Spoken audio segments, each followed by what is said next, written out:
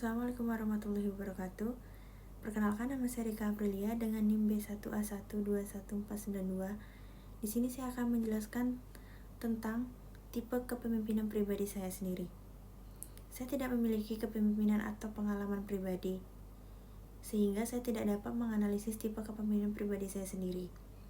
Namun, saya dapat memberikan contoh atau penjelasan tentang tipe kepemimpinan yang umum digunakan dan bagaimana mereka dapat diterapkan dalam konteks yang berbeda.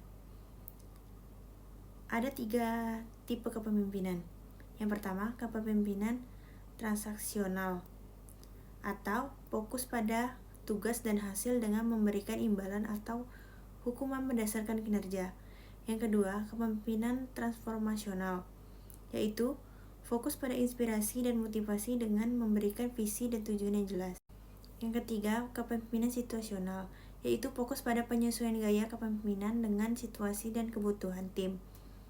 Contoh pengambilan keputusan, misalnya dalam suatu proyek kerja kelompok, saya menggunakan kepemimpinan situasional. Saya akan menyesuaikan gaya kepemimpinan saya berdasarkan kebutuhan tim dan situasi proyek. Jika tim memiliki pengalaman dan kemampuan yang tinggi, saya akan memberikan lebih banyak otonomi dan kebebasan untuk membuat keputusan. Dan jika tim memiliki pengalaman dan kemampuan yang rendah, saya akan memberikan lebih banyak bimbingan dan arahan. Dalam konteks konflik internal, saya akan menggunakan kepemimpinan transformasional untuk memotivasi tim dan memberikan visi yang jelas tentang tujuan dan hasil yang ingin dicapai. Saya akan mengkomunikasikan tujuan dan hasil yang ingin dicapai dengan jelas dan inspiratif. Dan saya akan memberikan dukungan dan motivasi kepada tim untuk mengatasi konflik dan mencapai tujuan. Dan di sini saya akan menjelaskan tipe kepemimpinan situasional yang ingin dikembangkan di masa depan.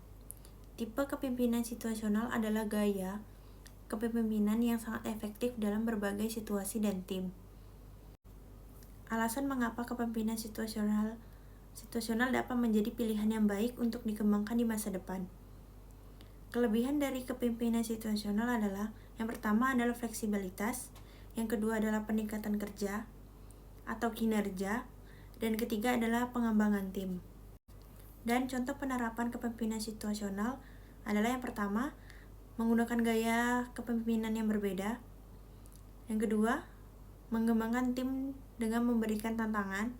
Dan yang ketiga, menggunakan komunikasi yang efektif.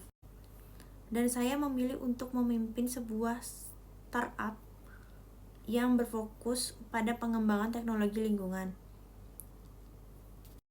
Visi dari startup kami adalah menjadi pemimpin dalam pengembangan teknologi lingkungan yang berkelanjutan dan inovatif. Dan misinya adalah untuk menciptakan solusi yang efektif dan efisien untuk mengurangi dampak lingkungan negatif dan meningkatkan kualitas hidup masyarakat. Selanjutnya adalah arahan dan tujuan organisasi. Arahan dan tujuan organisasi kami ditetapkan melalui proses transparan dan kolaboratif. Kami melibatkan seluruh tim dalam proses perencanaan strategi untuk memastikan bahwa setiap orang memiliki pemahaman yang sama tentang visi dan misi kami. Tujuan kami dalam 3-5 tahun ke depan adalah, yang pertama adalah mengembangkan produk teknologi lingkungan yang inovatif, yang kedua adalah meningkatkan kesadaran masyarakat tentang lingkungan, dan yang ketiga adalah membangun kemitraan yang stakeholder. Selanjutnya, strategi mengelola pegawai. Untuk mengelola pegawai agar mengikuti visi dan mencapai tujuan, kami akan menggunakan beberapa strategi. Yang pertama, komunikasi yang efektif. Yang kedua, pengembangan kemampuan pegawai. Dan yang ketiga, penghargaan dan pengakuan. Keempat, keterlibatan pegawai dalam pengambilan keputusan. Sekian penjelasan dari saya. Bila ada salah kata, saya mohon maaf. Assalamualaikum warahmatullahi wabarakatuh.